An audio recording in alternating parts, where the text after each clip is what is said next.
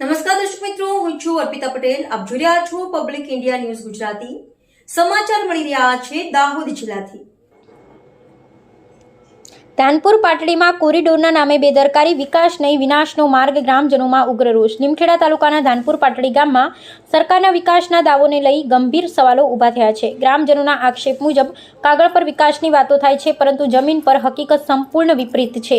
સૂચિત વિકાસ કામો ન થવાથી લોકો મૂળભૂત સુવિધાઓ માટે સંઘર્ષ કરી રહ્યા છે અને સરકારની યોજનાઓ માત્ર પ્રચાર પૂરતી જ સીમિત રહી ગઈ છે. ખાસ કરીને વિધવા માટે, બહેનો માટેની સહાય યોજનાઓમાં મોટા પાયે ગેરવહીવટ સામે આવ્યો છે. પાત્ર લાભાર્થીઓને સહાય આપવામાં આવી નથી. સર્વે પ્રક્રિયા અધૂરી છે અને અધિકારીઓની બેદરકારી સીધી રીતે નબળા વર્ગ પર અત્યાચાર સમાન છે. આ પ્રશ્ન હવે માત્ર વહીવટી ભૂલ નહીં, પરંતુ માનવ સંવેદનાને અવગણનાનો ગંભીર આરોપ બની રહ્યો છે. ગામમાં બનાવવામાં આવેલા કોરિડોર રસ્તો વિકાસનું પ્રતીક બનવાને બદલે લોકો માટે શ્રાપ સાબિત થયો છે. ખોટા આયોજન અને તંત્રની ઉદાસીનતાને કારણે આશરે 50 જેટલા ઘરો માટે આવન જાવનનો માર્ગ સંપૂર્ણ રીતે બંધ થઈ ગયો છે. વિદ્યાર્થીઓ માટે શાળાએ જવું મુશ્કેલ બન્યું છે અને સામાન્ય જીવન વ્યવસ્થા ખોરવાઈ ગઈ છે. આ કોરિડોર હવે લોકો માટે કટોકટીની કોરિડોર બની ગયો છે.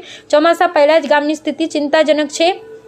પાણીના નિકાલ માટે કોઈ સગવડ ન હોવાથી વરસાદી પાણી ઘરોમાં ઘૂસવાની ભીતિ ઊભી થઈ છે. આ માત્ર સુવિધાનો પ્રશ્ન નથી, પરંતુ લોકોના આરોગ્ય અને સુરક્ષાનો સીધો જોખમમાં મૂકતો મુદ્દો છે. સ્થાનિક લોકોમાં ચર્ચા છે કે શું આ જ છે વિકાસનું મોડેલ? ચૂંટણી વખતે મોટા વચનો અને જાહેરાતો કરવામાં આવે છે, પરંતુ હકીકતમાં ગામ લોકોને તકલીફો સિવાય કંઈ મળતું નથી.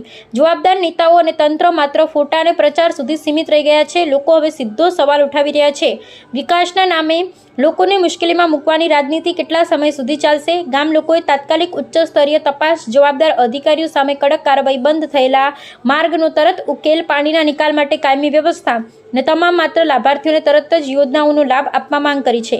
ધાનપુર પાટડીનો આ મુદ્દો હવે માત્ર એક ગામનો પ્રશ્ન નથી.